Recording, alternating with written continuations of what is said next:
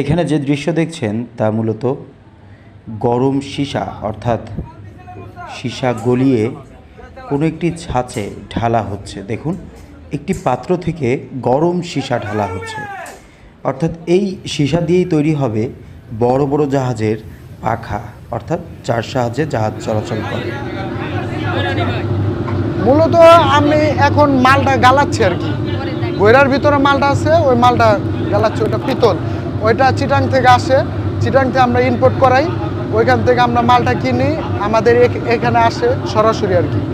ওখান থেকে মালটা কিনে আমরা পাখা টানি, দেশি পাখা, হ্যাঁ, জাহাজের কার্গো কোস্টার সবগুলোরই, ট্রলার।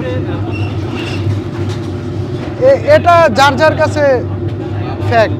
এখানে কোনোটা লাগে হইলো একদিন লাগে, কোনোটা 2 দিন লাগে, এরকম আর কি, সময় নেই।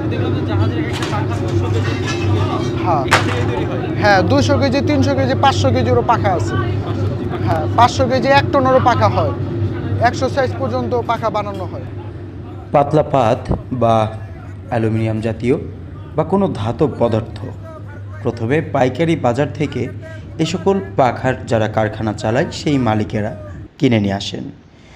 কিনে এই তাদের যে ছোট্ট কারখানাটি, সেই কারখানার দেখেন একটু ছাঁচ দেখা যাচ্ছে, অর্থাৎ এই ছাঁচে করেই কিন্তু এই ছাঁচের মধ্যেই গরম সীসাটিকে ঠেলে দেওয়া হবে।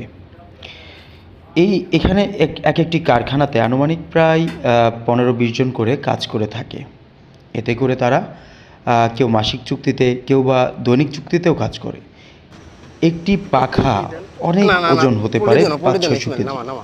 চলুন এখানে যে 3টি বালক রয়েছে তাদের কাছ থেকেই শুনে আসি। এই সম্ভব চেন কপ্পা লাগবো, হ্যাঁ, আরো বেশি ওয়েটও আছে, যেমন আপনার 600 কেজি 700 কেজি এরকম পাখাও আছে বড়।